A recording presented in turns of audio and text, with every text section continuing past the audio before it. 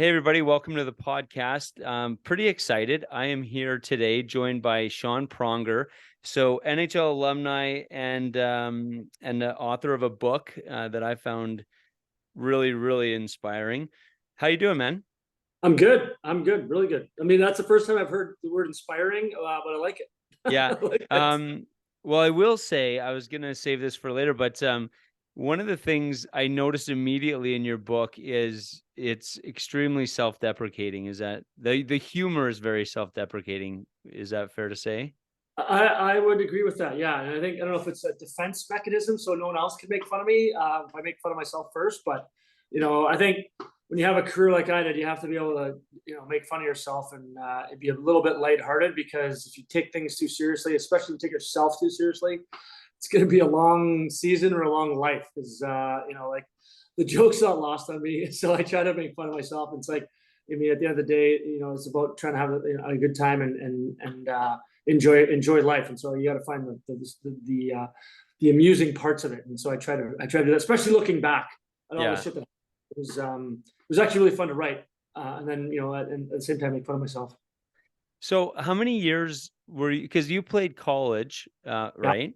And then you played, AHL, NHL and stuff like that. So how many years did your kind of professional career span? It was 11 years professional hockey. Okay. Wow. So Um, in five different leagues.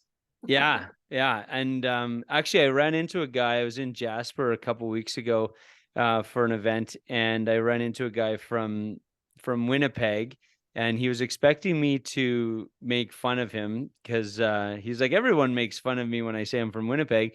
And I say, well, I haven't spent enough time there to make fun of people from Winnipeg. And I also spent a lot of my life in Edmonton. I'm assuming they're pretty similar. And I happen to like Edmonton. But that was one thing that really struck me, is that you really spoke highly of Winnipeg in that part of your career. I loved it. I love playing Winnipeg, and I think maybe it was because I, played in the U.S. for so long. It was just refreshing to get back to Canada. It was like all about hockey all the time, and I Yeah. loved it. The Manitoba Moose, they ran that team like an NHL team. It was really fun to be a part of. My first stint there was in the International League, which is a little bit older. Guys are, it's not a bunch of kids running around. It's like an older league, and you play in, good cities on the road. It's a little bit closer to being treated like an NHL player. Right.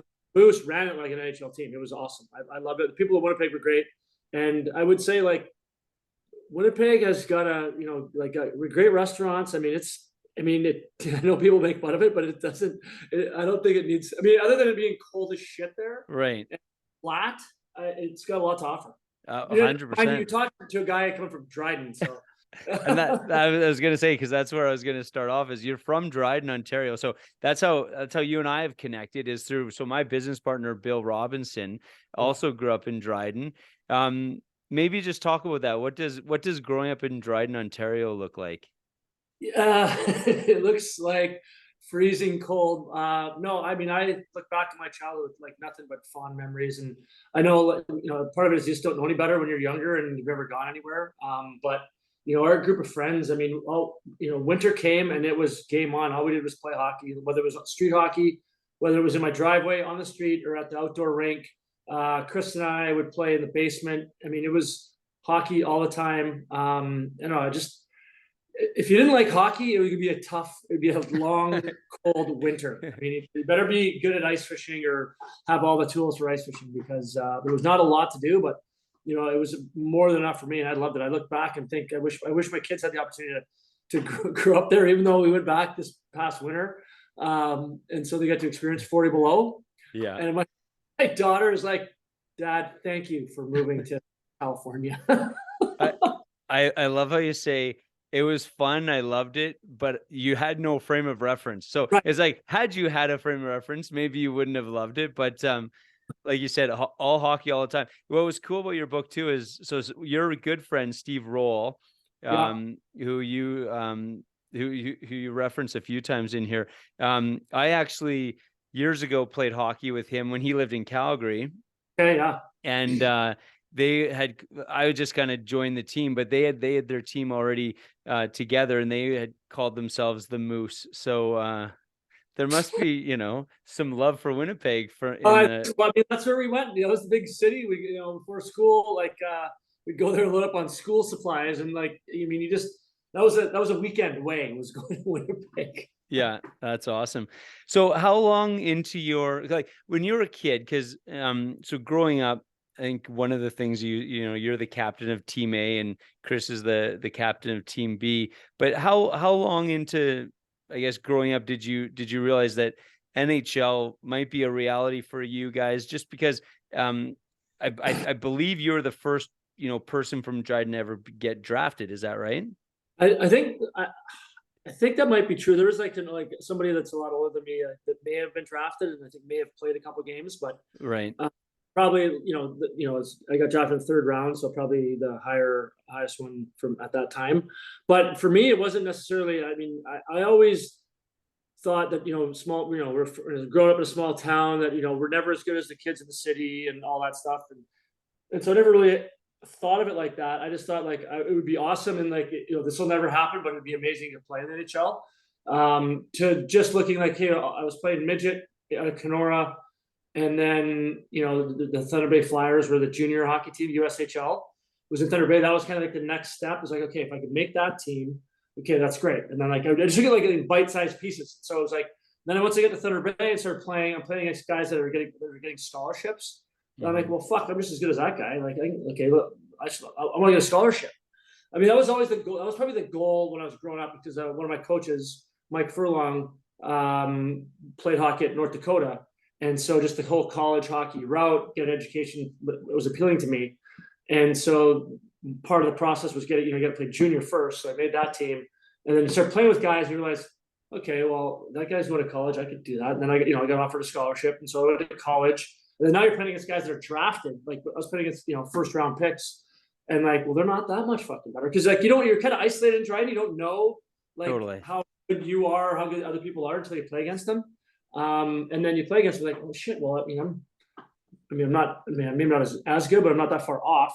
Right. And then I got drafted by Vancouver, and then it's like, oh shit, this could be real. And then you hear like, okay, well, if you play the American League, you can make like 75 grand. I'm like, fuck, that sounds great. So then I think like, well, maybe I can just turn pro. And this was like little bits and pieces, but I remember looking back for Chris. I mean, it was a bit different. I mean, he dominated at such a young age. And I don't know if anybody realized how good he was or how good he could be until he got to junior. And then he went to junior in Stratford and was so good for that. Like his goal was to play in college. And after his first year junior, which is when he was in grade 11, he was ready for the next step, but he couldn't go to college because he had to graduate high school. And so that was a big thing. And it was kind of funny, the conversation that we had, because I think Detroit was in the OHL was drafting did the first pick. Yeah. And they said, Chris, we'll give you a Corvette if you agree to come to play junior hockey in Detroit. And at the time, he kind of turned down everybody. He said, listen, I'm going to go to college. His goal was to go back to Stratford, play one more year, then go to college. And so the draft happens, and Peterborough took a flyer on him in the 6th round. And then he went to Peterborough, met with the Dick Todd and the management, and then they came to Dryden. And then his agent that he had for his career came to visit him, and then so I remember the agent left. It's me, my dad, my mom, and Chris in the basement, and we're talking about like what he should do. And my dad's like, "Well, Sean, you play college. Like, what's your opinion?" And I said, I think he should play junior. Like he's ready to play immediately, and I think he'll regress if he plays the same league he already did." And my dad goes, "I feel the same way." And I remember my brother goes, "For fuck's sakes, I could have had a fucking Corvette." He lost his shit. That's awesome. Did he ever? You can out the swear. I don't know what the rules are. Oh no, I don't care. It's we're just yeah. Did he ever get his Corvette though? Yeah, I don't know if he ever actually bought a Corvette, but he's had 2 vehicles in his life. Yeah, that's hilarious. So you were drafted in 91, right? So same year as Eric Lindros. Yeah. But what was interesting is because Brian Burke wrote the foreword of your book, and he was the GM, right, at the time of Vancouver. So, so obviously you've maintained some sort of relationship with him over the years. What was it about you that he kind of saw? Because I find like Brian Burke's this interesting person. He looks like a miserable. When you see him on screen, he's never smiling. He just looks like this unhappy, unkept kind of person. But I feel like deep down inside, he's got like a big heart. Is that fair to say? Sure, he loves to give that persona, I think. I mean, he is a big tough guy, but he's got a big heart too. And he's one of those guys that if you're down and out, he's the kind of guy that would be offer to help pick you up. And I think very highly of him. I love the character he plays on TV, basically, because he's a great guy. He's been great to our family. He's always nice to me, and whenever I see him, and I haven't heard anybody actually speak ill of him, maybe the media, but I mean, he doesn't really give a shit anyway. So yeah. But yeah, it was kind of funny. He spoke when the Moose became affiliated with the Canucks. So my second stint or actually they just announced an affiliation with the Moose. So I was still playing in the I, and the next year they were going to switch to the American League and be a farm team of Vancouver. He spoke at whatever event we were doing. And so I think it was a charity event, but it was a big event. There's a lot of people there. And, at some point in the speech, he's like, I drafted both Pronger brothers. I drafted Sean in Vancouver back in 91, and I drafted Chris in Hartford in 93. And I guess you could say I'm hitting 50% Pronger for drafting them. That's awesome. I think he was assistant GM in Vancouver, if I'm not mistaken. Right. Okay, so you're drafted in 91. I'm a huge Oilers fan. So all of the guys from the Oilers that you got to play with, Gretzky, that was you played a full game with him, is that right? I had on his line. I had a full practice with him on his line, and then I had a couple of shifts with him in a real game. Yeah. But yeah, the practice. As in my role, a lot of times you look at practices like they're games, because that might be the only time you get on the ice. Were you hungover for that one? Yes, I was. Yeah, So my buddy, another Dryden guy, Chris Hancock, we grew up together. Best friends. He was living in New York, working in New York, and I got traded to New York, and the roster was like my fucking all-star team. It was Kevin, Wayne Gretzky, Brian Leach, Mike Richter, you got Al Samuelson, Jeff Buchel, all guys I grew up watching, John McClain, Kevin Stevens, Adam Graves, all these guys that I grew up watching. Now I get to play with them, and so I was excited to get there. And then I get there and it's the same old shit. I'm scratched, or I played 2 minutes, there's a couple games I played 0. Literally me and Manny Malhotra, when he was 18 at the time, we literally sat at the end of the bench and did not get on the fucking ice for one shift. And I was like, this is ridiculous. So anyway, I'm out of the lineup, and I'm just getting frustrated. And I'm trying to keep a positive attitude. I'm trying to do the right thing. I'm working out after. I'm trying to stay ready. And finally, I'm just like, fuck this. I'm in New York. My time, I don't know how much longer I got. So I remember me and Chris Hancock, we call him Herbie. I call Herbie, and I'm like, dude, let's go out tonight. So we go out and we go deep, like only 2 Dryden guys in the big city could go. And I remember we walked into a bar at 1:30 in the morning. Meanwhile, practice is still at fucking 9. Right. So we walked in the bar at 1:30, hammered, and I remember going to asking the bartender where the after hours bars were. And she goes, "Do you mean after we close at 4:30?" I'm like, "All right, I think we're good here." So we stayed till 4:30. I walked home, got home at 5, slept till 7.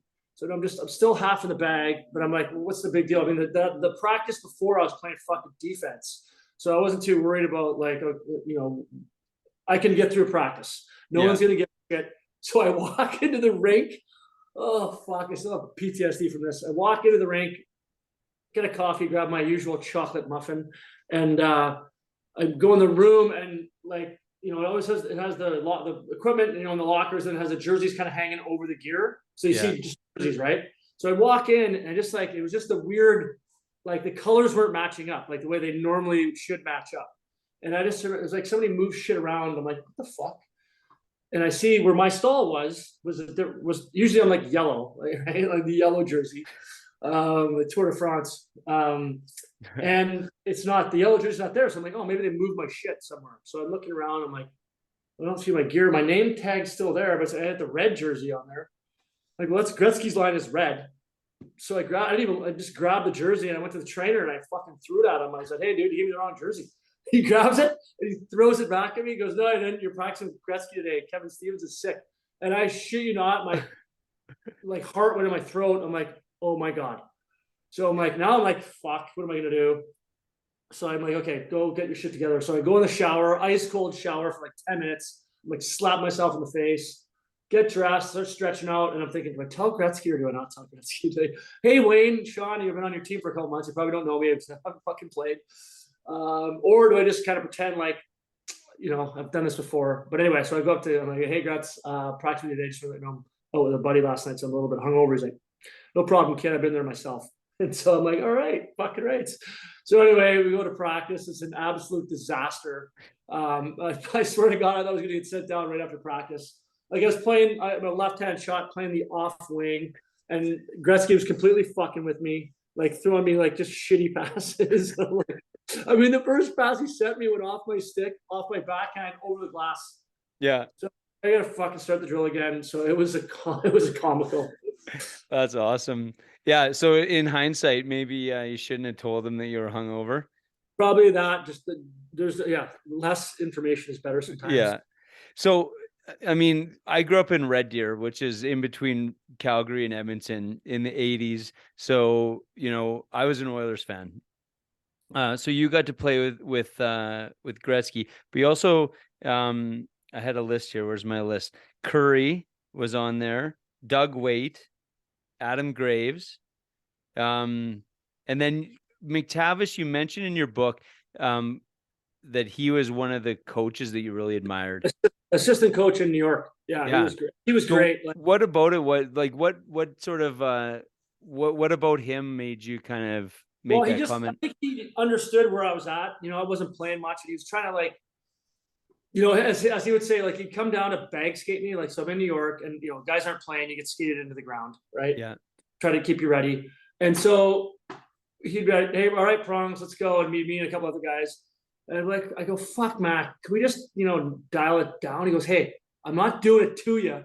I'm doing it for you. But he, you know what I mean? Like he was kept it light, even though it was a shitty job he had of like either telling you you're not playing or bag skating you. He kept it light. Like he, you know, was very like human about it, where some coaches are like fucking robots and they don't give a shit. It's like, you're a fucking piece of meat, get on the fucking line or get the fuck out of here. You know, I don't know, he had a human element to it where he understood, but he still tortured you, but he did it with a smile on his face. But yeah, no, I have nothing but great. He's a hockey guy through and through, and just a great human. And I loved his attitude. And he was a guy I could go talk to. And I went and talked to him like, Mac, I want to play more. Like, what the fuck do I got to do? He's like, no. I mean, I know what he wanted to say. He would be like, play better. He goes, well, go talk to John Muckler, the coach. So I got the fucking courage up and went and talked to him, and you know, it wasn't going to matter, but he was awesome. I remember one time we were in Carolina, and Todd Harvey was hurt, but so we did a pregame skate in Carolina. Harvey's got a bad thumb, but was probable for the game. So he gets off the ice, and so there's a couple of us left to get bag skated. But Mac T goes, he's like, Prongs, I'm not going to skate you because you might go tonight because Harvey might not play. And I'm like, all right, Matt. I go, Mac, and I know also like having another body out there matters to the guys getting skated into the ground. So I'm like, I felt like I'm leaving my wingman if I leave the practice early. So I'm like, Mac, I mean, what are the chances of him not playing? He goes, he'll probably play. I go, that's what I think. I go, and if I do play, it'll be like my usual 3 minutes. He's like, I don't know, but yeah. I go, oh, you know what? Just fucking skate me. So skated me into the ground. He skated us so long that I got to the pregame meal. There's no food left. So I literally had 2 bowls of ice cream was my pregame meal. I go back. My roommate's not playing. It's me and Chris Tamer. He's not playing. So we watched like 2 movies. I get to the rink. I don't do any of my normal shit. Don't even tape my stick. I got my skates done loose. So because I'm fully expecting Harvey to play. And then Harvey comes off. Mac T comes up. He's like, Prongs, you're going. And I almost shit my pants again. I'm like, fuck.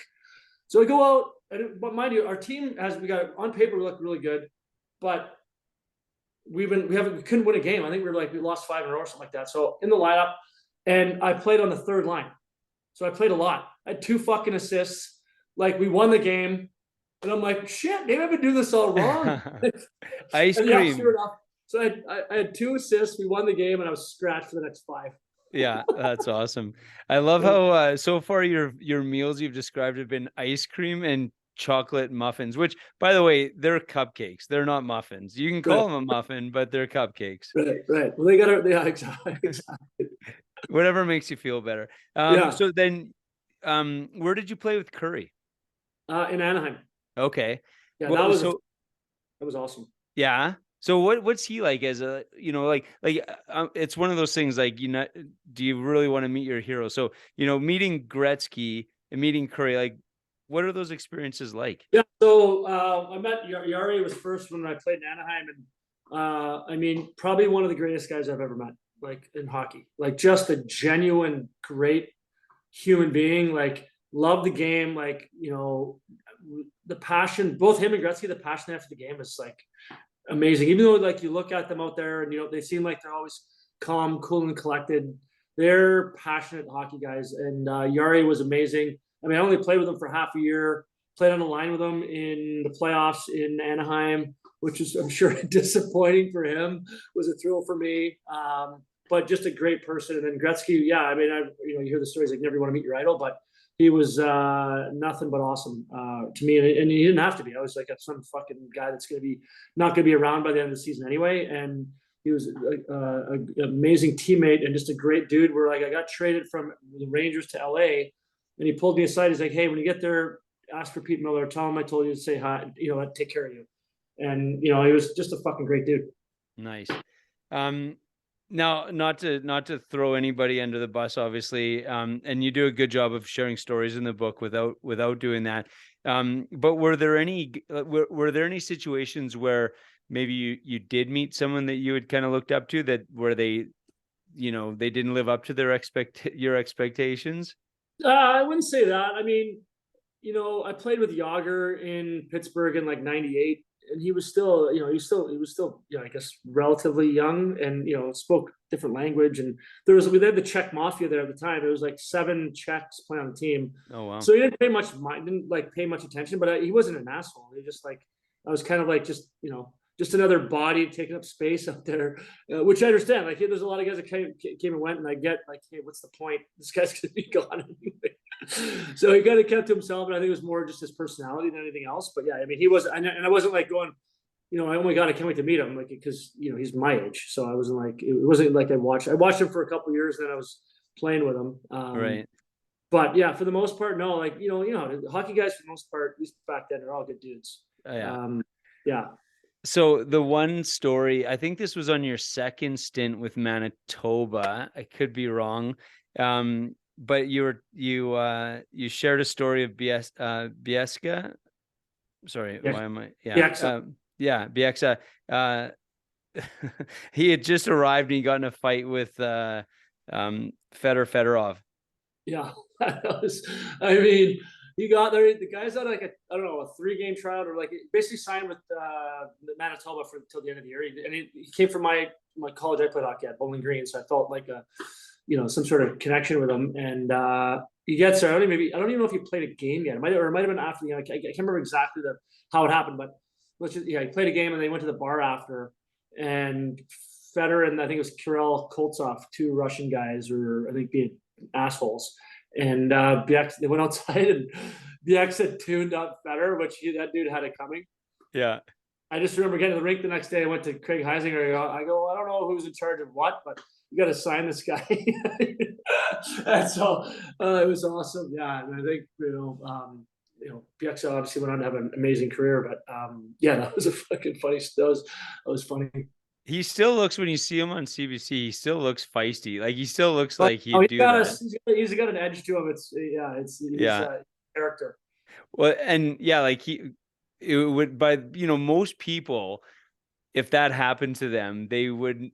I mean, yeah, they would be shown the door the next day, right? So you gotta make sure you beat up the right guy. Yeah. Like, because Yeah. Federer, I mean, they're trying to kick him off the team, but like they couldn't get rid of him. Like he came. I mean, let's just say he came to the game, one of the games before Christmas. I think it was a 1 o'clock game, not in great condition, Yeah. and played like shit. And they tried to like kick him off the team, and they couldn't. They suspended him for like 10 games, I think. Yeah. And then they're trying to trade him, but Berkey didn't want to trade him because he was, I mean, he was a super talent. Like this guy was an NHL talent. He just had like he was like Nuke. He had $1 million runway with no control tower. Like he just could not think the game well, but he had all the skills. He was like 6'3", 230 pounds, skated, did everything great, but just could not like play hockey like the way it's supposed to play.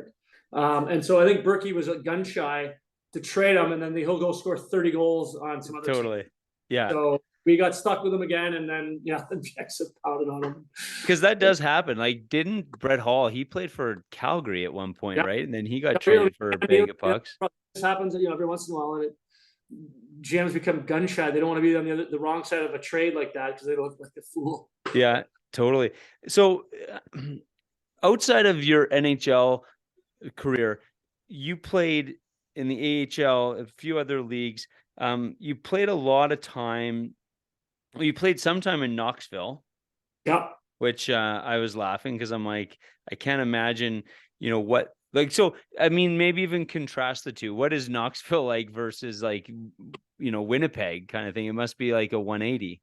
It is like the fans in Knoxville love like the physical play. They love the effort. They love like the fighting, the hitting, and like the scoring, like the parts of the game where they get to cheer, like they drink, like everybody's drunk in the building. Like they got that football type mentality, right? They like because they love football there.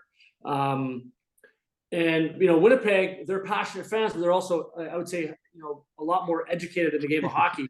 Right. So they voice their opinions a lot sooner if they're not happy as well. So they understand the game a lot better. But I think both places respect physical play, effort, and all that kind of stuff. They're a little bit more in tune to the finer points of the game and can sharpshoot if anything's not going right. That's fair. Yeah. So one of the things that you mentioned in the book and that I can, I could really feel is, there's a group of journeymen, similar to yourself, and they're all going through the same experience at the same time. And, there's times where you're sent down. There's times that they're sent down or brought up or what have you. I guess, do you really grow, do you become tight with those people in that you can relate to what they're feeling, the ups and downs? Oh yeah, for sure. I mean, it's funny when I was in Columbus because there's basically a team made up of those guys. They're all, I mean, they're good hockey players. I would say like they're real NHLers, but they're all like, not protected in the expansion draft. Like they're kind of, just discarded. And guys that have played for a bunch of different teams, you kind of just get to you learn about guys and hear about guys, and like, oh, I heard that guy's a great guy. And usually they're all great guys, because if they weren't, then they'd just be out of the league. It's like, you're a good player, but you're not good enough to be an asshole and still play on our team. So they're usually all great dudes, and hockey guys for the most part are great guys anyway. But yeah, there's a certain like kind of sense of like camaraderie with guys that have gone through it, especially guys that have. You think of guys that have been in the minors a long time, and also they hang on long enough, and they eventually make it and have a great career in the NHL. Like those are the guys that I really admire, because it's so much easier just to say fuck this and like you quit or go to your go play in Europe or whatever. But the guys like stick to it and stick through it. I got a lot of respect for that, because I know having been there, it's not easy. You have no one that believes in you. And so you got to believe in yourself, and your family believes in you. But it's very tight group, or they're around you that support you, and everybody else is kind of like you, just kind of a cast off. So the guys that kind of can fight through that, I have a lot of respect for. And so, speaking of Europe, you spent a year in Germany, is that right? Yes. You don't speak very highly of your time there. I'm trying to come to terms, make amends with that time of my life, but that was one of the most frustrating years of my life. I don't know what it was. It was just everything that could go wrong went wrong. I was felt like I was swimming upstream the entire year. And I talked to a lot of guys that are there because we had like 12 North Americans on our team. And it was, they said everybody goes through it. It was just really hard on me because I'd spent 10 years kind of in the, North America, like a lot of it in the NHL, where you come just expect certain things from the team, whether it's help finding a place, help getting your kids in school, just shit like little things that make your life on the ice easier by dealing with your life off the ice. You know what I mean? So they didn't do shit, give a shit. Everything was like in slow mo, like everything was in slow motion. The apartment we moved into was a shithole. And that was like the beginning. And then it just kind of went downhill from then. And I was playing like shit. And so just all bad. And I've never been more frustrated in my life. And it came to a head later in the year. I think I was driving to the rink and somebody like honked, gave me the finger, told me to fuck off. And I was just like, that's it. So I came to the rink and I took my jacket off and I challenged every German on our team. I said, I don't give a shit. I'm tired of you fucking Germans. One of you guys stand up. Let's go right now. And I was like half joking, but half serious. Like, they're my teammates. I'm not going to fucking fight them, but I just had it. And behind me, our trainer goes, I'll fight you. And it's our 6'4" trainer who's a boxer. Yeah. I'm like, oh, fuck. So we square off. And I'm like still half joking, and I think he thinks I'm joking, but I'm like still like we're still standing there, and I go to throw like a fake punch. As I'm doing it, he like leans in. I don't know what he was doing, but he leaned in, and I connected like right in his eye socket. He goes down on one knee, and now I'm like, oh fuck, I'm dead. And so he gets up, and I just give him a big hug, and I'm like, oh thanks, buddy, I needed that. He goes, all right, you're welcome. But oh my god, it was awful. And it was a combination of just where I was at in life. I got 2 young kids, career's winding down. I'm playing like shit. Everything around me sucks, and it was just it was frustrating. I mean, I could not get out of there fast enough. That's too bad. So when you look at one of the things when I was reading your book, that how I related to it was I've always been an entrepreneur, and I feel like, as an entrepreneur, you're always grinding, right? You're always kind of, and you have some ups and you have some downs. Did you have a way of, and one of the things I'm really interested in is what people do on a day-to-day basis to just be prepared as much as possible for what they want to do. So for you to get an 11-year career, what did you do to make sure that you were always ready? Like, did you have daily habits? Did you have a process? I did. I didn't know it at the time. And I think what over the course of my career, what I learned was to focus on the things that you can control, because there's so many things, especially when you're like a grinding journeyman like I was. There's so many things that are out of your control, and so many things you can get caught up in that just are going to distract you.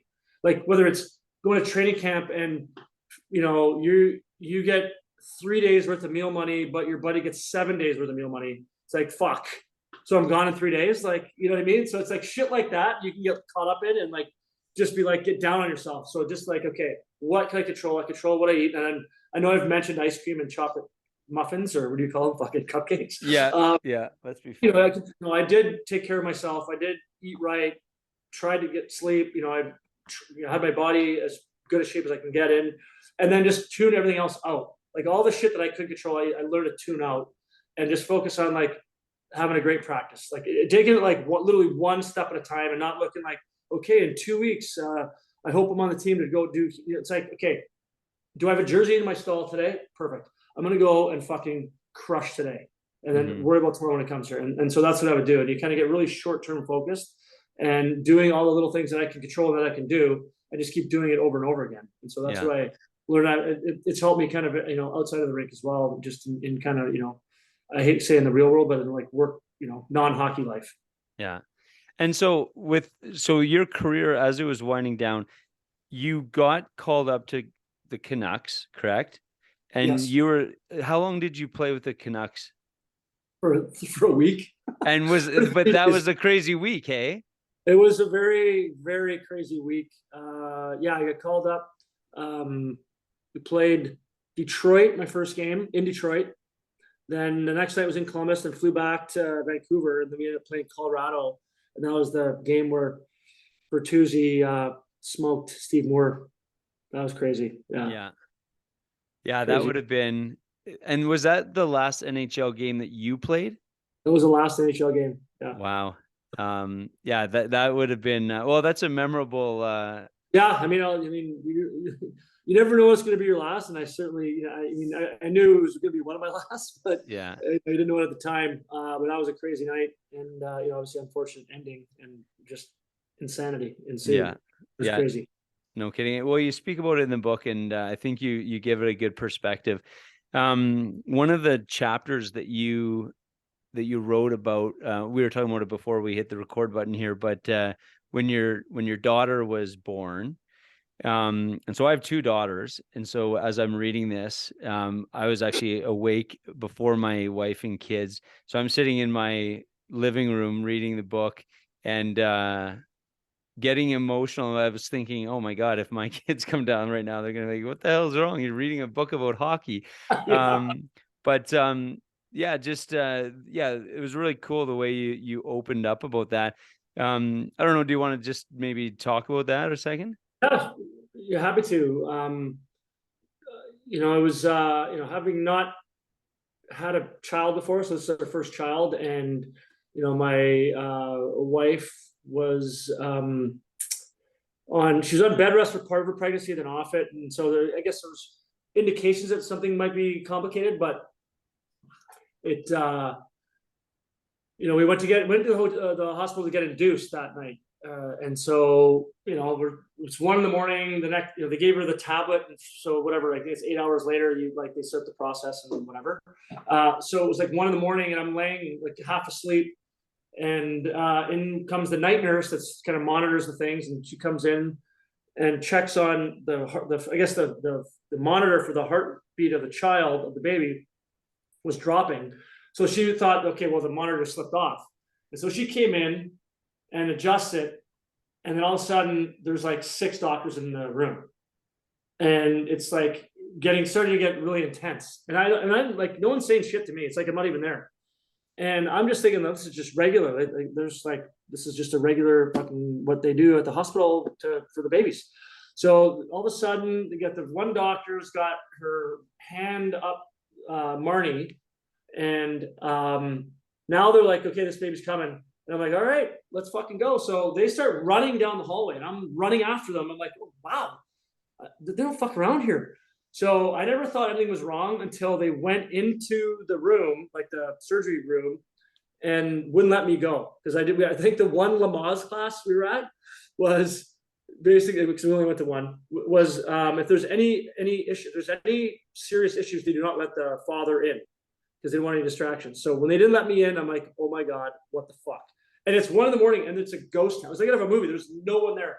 There's no one at the front desk.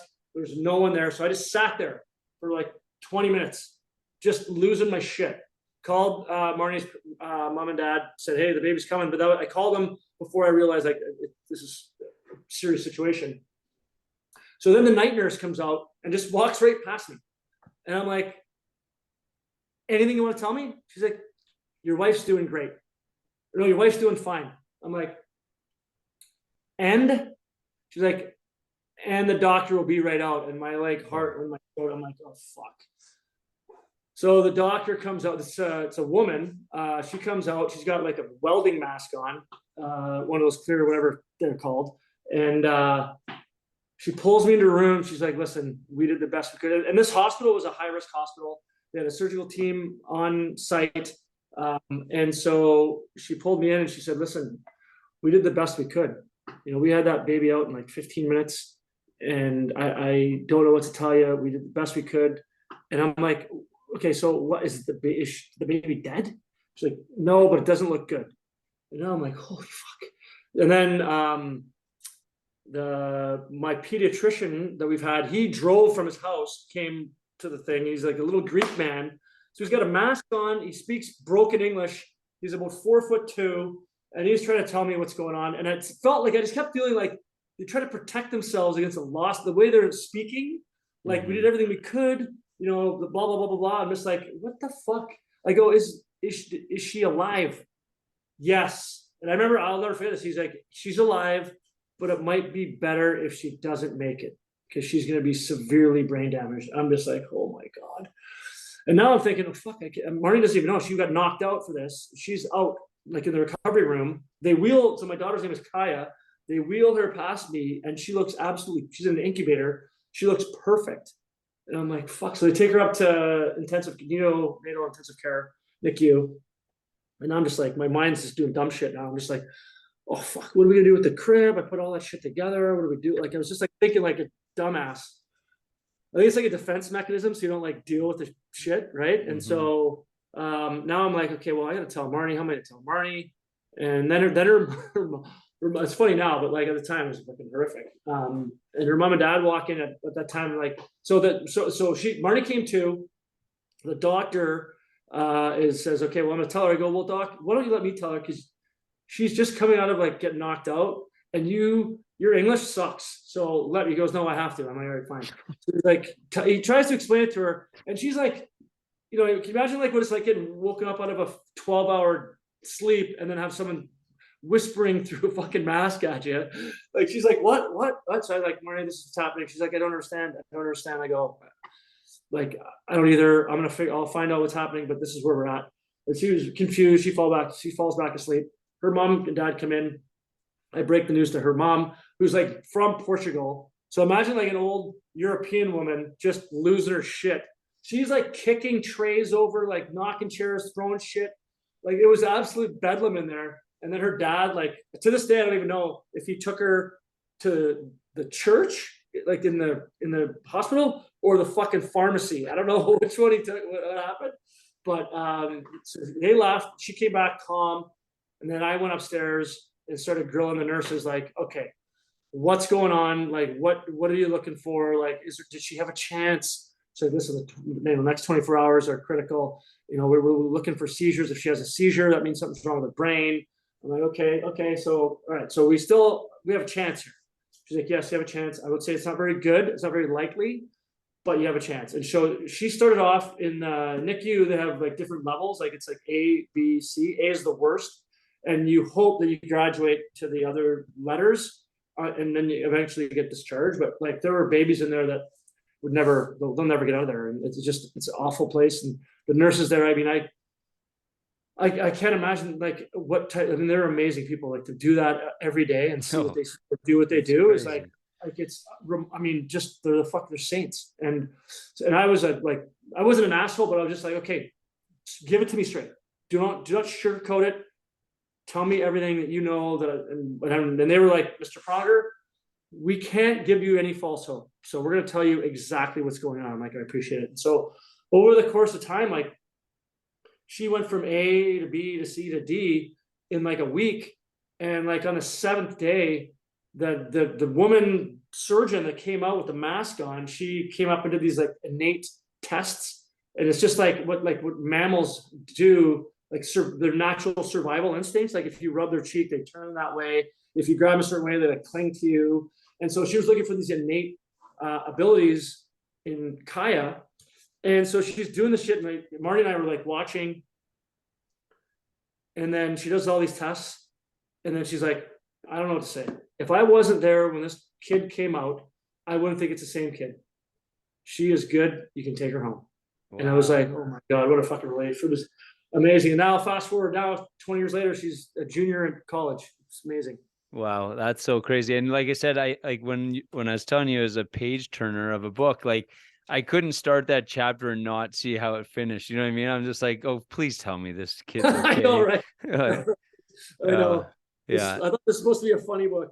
Oh yeah. Well, no, but I'm glad you put that in there for sure.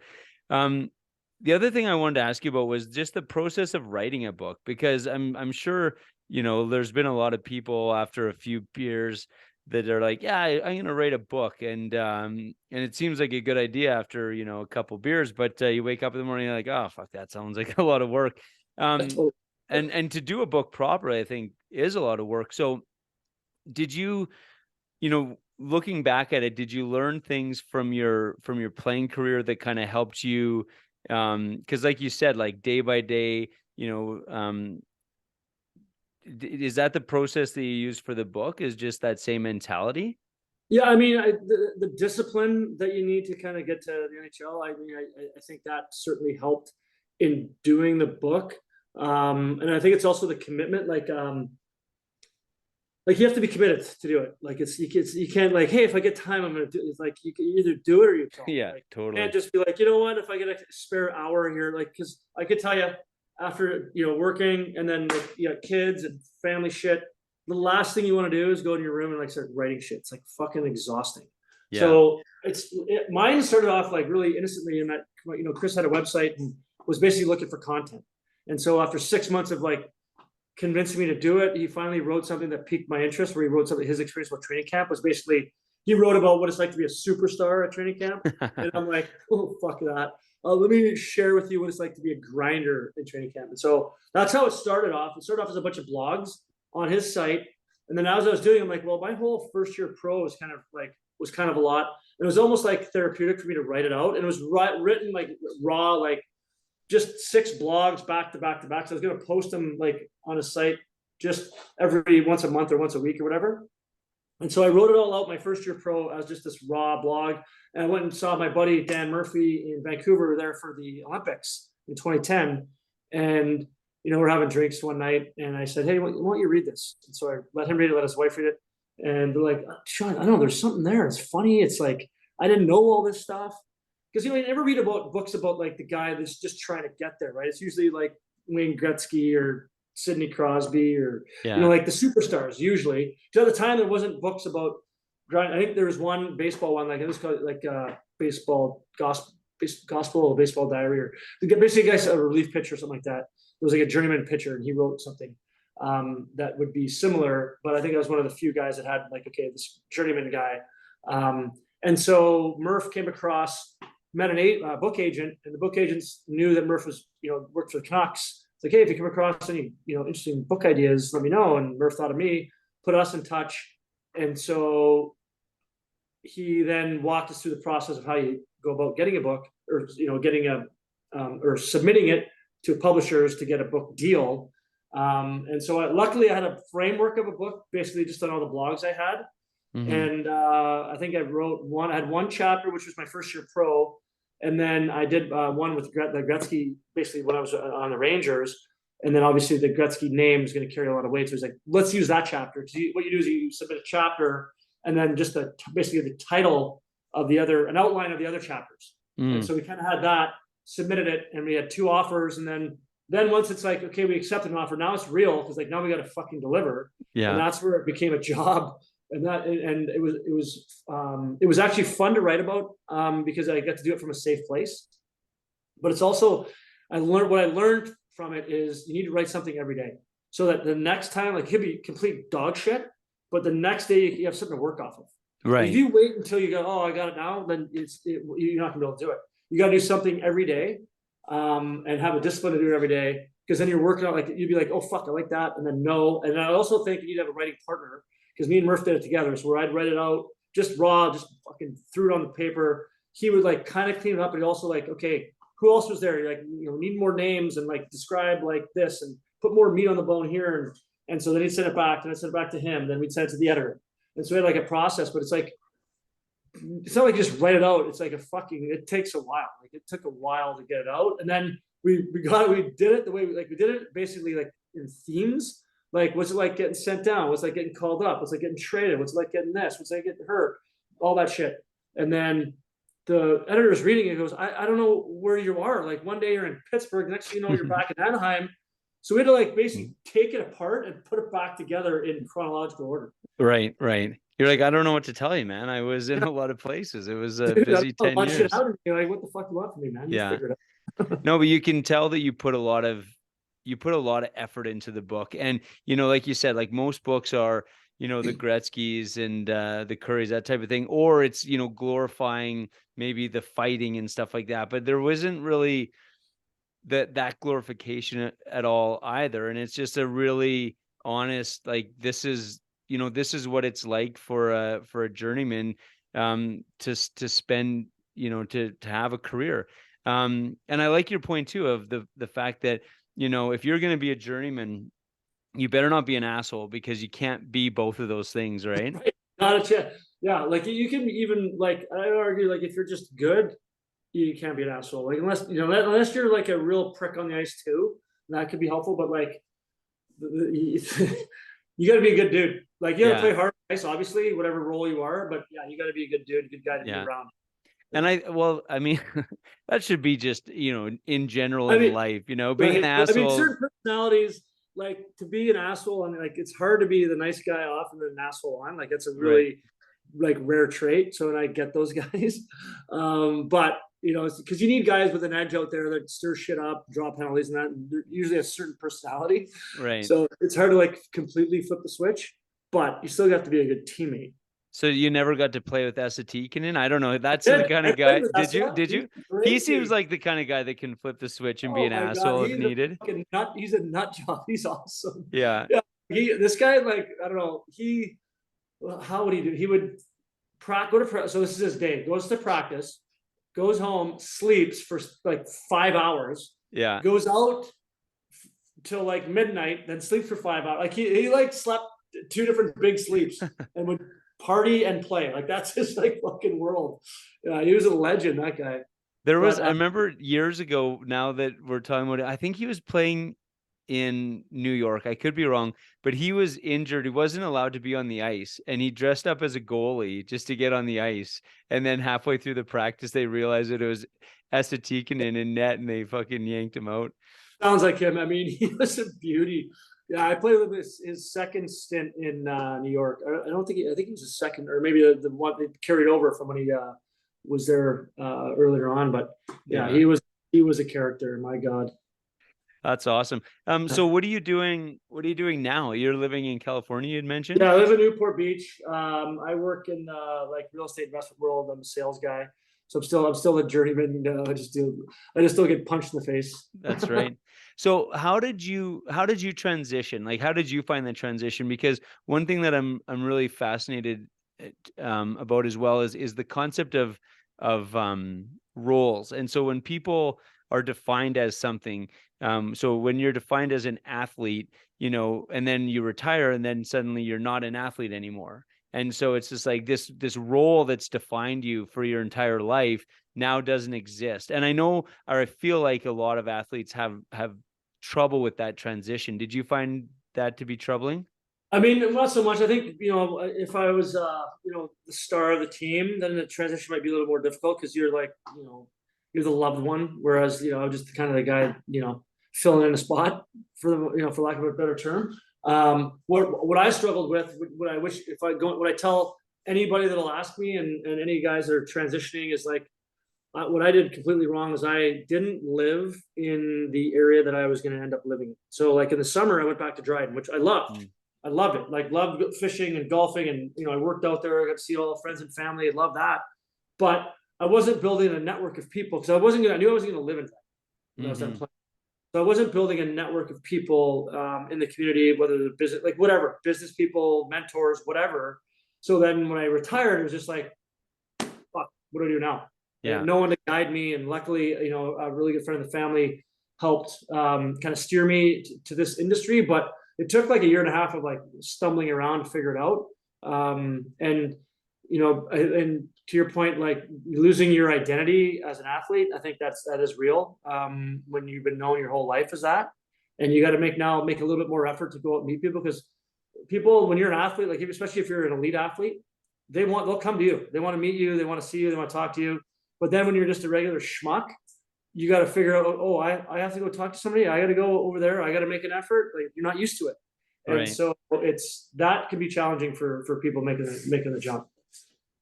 And so one thing I noticed in the book as well is that you seem to actually have a genuinely good relationship with your brother. I have two brothers, so I know just how annoying brothers can be in general, but you guys always seem to have, like, you're the older brother. You really seem to be supportive of him through his career as well. Yeah, I mean, it'd probably be a different relationship if we were very close in sort of like our careers or talent level.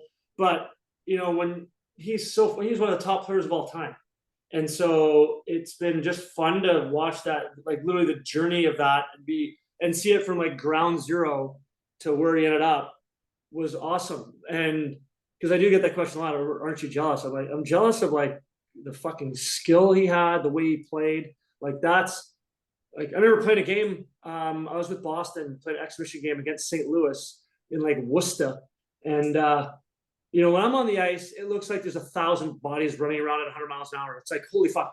But then you watch him play, and everything just like slows down. Like he saw, I'll never read this play. He literally is backing up with the puck, and he saucered it over the head of the oncoming like forechecker, right on the tape of like the centerman cutting through the middle. Yeah. And then on the bench going, "What the fuck are we supposed to compete with that?" And so like he's at that such a high level, like like a few players are, that it was just admiration for how he played, and just kind of fun to kind of be dragged along and be a part of it and see all behind the scenes. Yeah. So be able to be behind the scenes on how like a Hall of Famer progressed from he was just snot-nosed little punk basically to like a superstar. It was just fun. It was just fun to be a part of it. He made sure that all the boys that we all grew up together kind of get to enjoy the ride. So was there a certain age where you realized, okay, I should be nice to him because he can beat the shit out of me now? Yeah, I get that question a lot too, and I don't know the exact age, but it was because I did pound on him a lot when he was younger. But yeah, I don't know what the age, but he was bigger than me, obviously, and probably a couple years into his pro days, Yeah. it was like, you know what, it's getting to the point now where I don't know if I'm going to win. I'm just going to fucking dial it back. Yeah, that's fair. So I don't know. I'm sure beers were involved, but Bill, my business partner, we had mentioned also grew up in Dryden, convinced you to come to Jasper and hang out with us for the Jasper Beer and Spirits Festival. That's this February. So I'm excited to meet you in person. Are you still planning on joining us? I'm coming. If I say I'm coming, I'm coming. I love it. No, we're so excited to have you. Again, based on the stories in your book, you do enjoy beer, so it should be a pretty good fit. A lot of your stories are kind of pre-craft beer revolution. Have you joined the craft beer revolution? Do you enjoy it? I enjoy the craft. I probably don't dress like a craft beer drinker. I don't. I don't know what the hell that's supposed to mean. I'm wearing a black t-shirt. I don't have a ponytail or a fucking mustache, but like I do like craft beer, usually on the lighter side, not too much like, too hoppy, but and that's a great thing with that. There's always something for somebody. So I am excited to come there. I can't wait. It's gonna be fun shit. Yeah. So no, it's gonna be awesome. Now I did want to warn you. It's pretty fancy there. So I know you have a green blazer that you've worn in a few of your more memorable situations in life. So maybe bring the green blazer if you get an opportunity. I might have to dig it up. Oh shit. Sorry, dude. I'm running out of batteries here. Oh no, all good. I'll let you go. But like I said, so this is the book. I don't know if people can see that, but yeah, like for me, it was awesome. It was a page turner. I think I got through it in a weekend, which is a kind of a record for me. But like I said, I apply it to my life as an entrepreneur, and I think it's very relatable. You obviously use a lot of humor in it, but really well done. Thanks for taking the time to kind of share your story. And yeah, for anybody who's coming to Jasper, get to meet you in person. I'm sure there'll be many more stories told over beers. Perfect. Yeah, I can't wait. I'm looking forward to it. Yeah. Thanks, awesome. man. Okay. Thanks, Sean. Okay, take care.